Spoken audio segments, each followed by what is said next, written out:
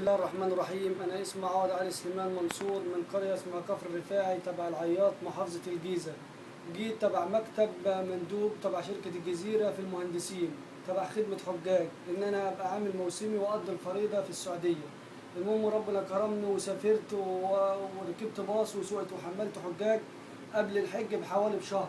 ويوم عرفة قدر الله إن أنا حملت إن هو حمل من منى لعرفات، وكانت الحمولة زائدة، كان في الرد الثالث والحجاج كانوا كتير. فقلت للمكتب ده ركاب كتير، قال له ده مالكش دعوة، الشركة عارفة بكده عشان الحجاج يروح على عرفات. المهم الكفر الأمامي الشمال ضرب، قدر الله إن اتقلب الباص على جنبه اليمين. الحمد لله المصابين ما كانش كتير، كانوا 11 مصاب وانا منهم كنت المصابين. حملنا الحجاج وراحوا المستشفى، حتى ما حدش سأل عليا ولا على السواق، وكلهم تعورت تعوره في رجلي وتعوره في ايديا وتعوره في ظهري.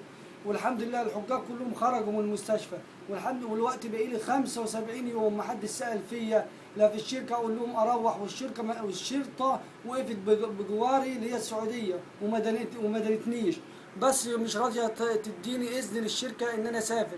ورحت السفاره المصريه يقولوا له بكره بعده، يوم ورا يوم، لحد دلوقتي مش لاقي. سلفت فلوس كتير وعايز اروح وبقي لي فتره، والعماله كلها من الشركه خرجت، والاداره اسالهم يقولوا له يقفل في وش السكه التليفون ولا حدش بيرد عليا.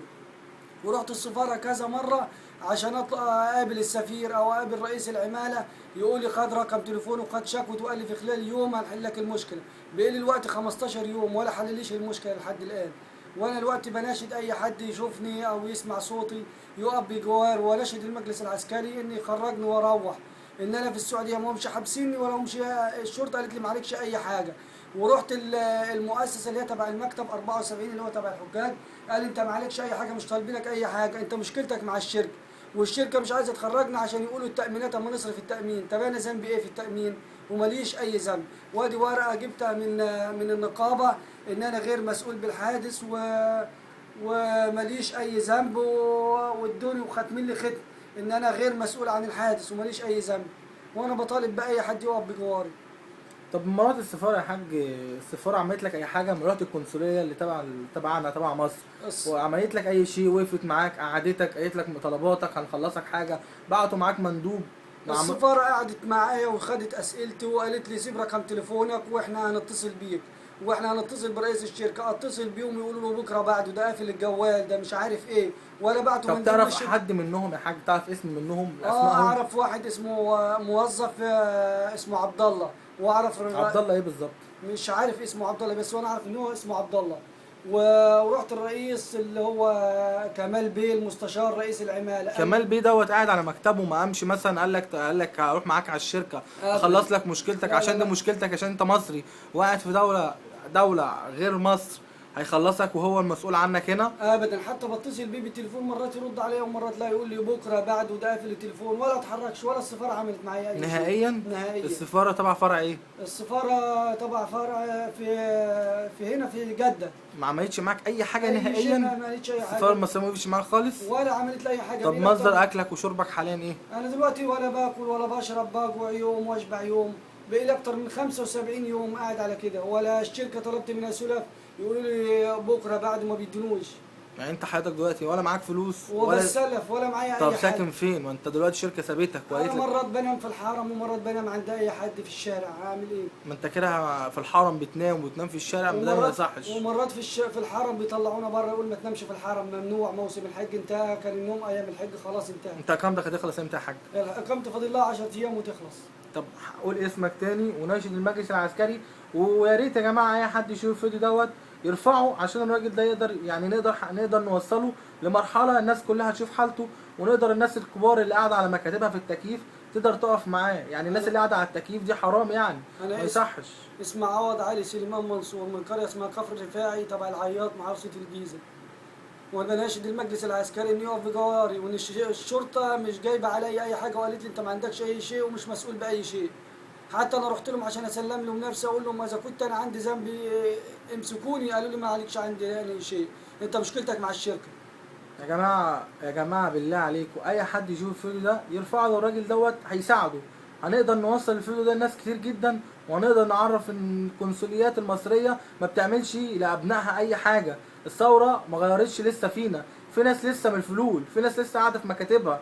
الراجل ده بقى له اكتر من 75 يوم نايم في الشارع، ولا بياكل ولا بيشرب، بيتشحت من هنا لهنا، بينام في الحرم. عيب ما يكون مصري قاعد يترمى من هنا لهنا، عيب ما يصحش. مناشد اي حد يشوف الفيديو دوت يرفعه. الراجل ده ملوش ذنب، حادثه حصلت الناس عملت تنازل، يروح بيته ما يقعدش في الشارع. والله العظيم انا مش قادر امسك نفسي. يعني يا جماعه بالله عليكم اي حد يشوف الفيديو دوت يقدر موقف الراجل ده ونرفعه له، بحيث نقدر نوصله للتلفزيون، نوصله للناس كلها تشوفه، تشوف السفارات بتعمل ايه في ابنائها. شوف السفاره المصريه المفروض تقول له ابسط حاجه، تقول له تعالى احنا هنحتويك هنقعدك معانا. للاسف ولا قعدته معاها ولا عملت له اي حاجه ولا ساعدته بفلوس ولا ساعدته باي شيء. المفروض السفاره المصريه تقف مع المصريين في بره، اي سفاره موجوده في اي دوله عربيه اجنبيه تقف مع اولادها، مش يسيبهم مرميين كده. لحد امتى نتهان؟ لحد امتى نتهان بره؟ انتوا من مصر لو السفارات دي ملهاش لازمه تتكنسل خالص، لو القنصليه ملهاش لازمه تتكنسل خالص. بس ما ينفعش الراجل ده 75 يوم الشركه تجيله الاهانه دي. لو اي سفاره ثانيه كانت وقفت معاه وكانت خلصت له مشكلته. مش عارف. رحت الشركه رئيس الشركه قال لي السفاره مش هتعمل لك اي شيء ولا حد يعمل لك احنا مسكنا نمشيك مثلا. ان شاء الله يا حاج الفيديو ده الناس دي كلها هتشوفه، ان شاء الله مشكلتك تتحل. ان شاء الله انا واحد من الناس هرفعهولك، انا هرفعه على طول على صفحتي، والناس كلها اللي على الفيسبوك هترفعه. وزي ما الفيسبوك عمل الثوره المصريه العظيمه، الفيسبوك ان شاء الله برضه هيحاول باذن الله وتنزل بلدك بخير، وان شاء الله خير باذن الله. قول اسمك اخر مره عشان ما تقولش. عوض علي سليمان المنصور،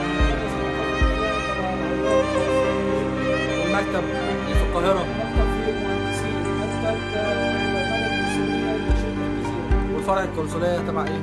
الفرع القنصليه تبع كده. اتمنى من السفير المصري في السعوديه يحل مشكله الراجل ده في اسرع وقت، واتمنى من المجلس العسكري لو اي حد سمع الفيديو ده يشوف البهوات اللي قاعدين على المكاتب. تحب تقول حاجه ثانيه للمخالف؟ انا بس طالب ان انا اروح لاهلي والبيت واروح لمصر.